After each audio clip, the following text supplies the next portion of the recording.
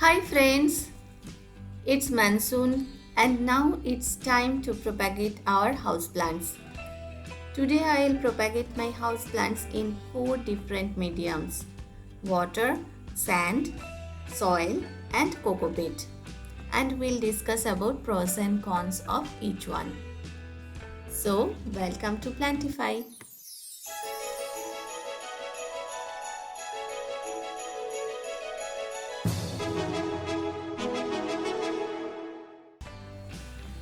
First, we need to collect some cuttings from our own houseplants. But before that, it's very important to disinfect our cutter or pruner or scissor, whatever device we are using for that. I'm collecting cuttings from my golden pothos, my turtle vine, my philodendron, and from jade plant. This philodendron is not in a very good shape. It lost few of its leaves, so I thought of pruning it and propagating at the same time. How frequently you prune your houseplants? Please let me know in the comment section below. This jade plant also needed some pruning, so at the same time thought of propagating it.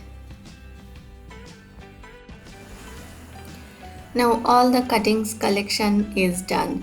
Now I am ready for the actual propagation work.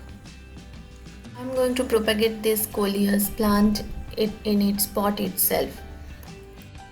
But before that, let us talk about very important thing, that is fungicide.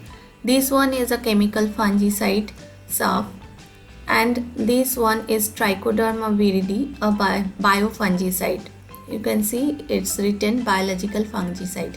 What is biofungicide? It actually contains the spores of good fungus so that it maintains the balance and destroy the bad fungus. Now we are disinfecting the cutter and using fungicides so that the chances of infection become less and our cuttings grow well and healthy.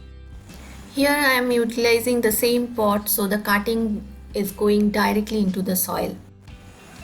Next propagation is in water. It's the easiest method of propagating. We just need to collect the cutting and put it in the water, and the chances of infection is very less here. However, we need to keep in mind that we need to change the water once in a week. The only drawback of water propagation is that we need to transplant them in soil at some point of time, and the cuttings sometimes may not survive the transplant shock. Last year I grew these cuttings. See how healthy roots they developed, and finally they are looking like this now. Next, I am propagating my turtle vine in soil. The coleus plant that we propagated previously was in soil, and the main advantage was we could propagate in the same pot. This time we are propagating in soil, and to secure this vine into the soil, we are using a James clip and tucking it into the soil so that the roots touch the soil. Here also the advantage is we don't need to transplant it. It is directly going into soil. But the disadvantage is the chances of infection by the soil-borne pathogens is much more in soil. So we need to use fungicide. I already mixed biofungicide Trichoderma viride with this soil. Next propagation is in sand. It's similar to water.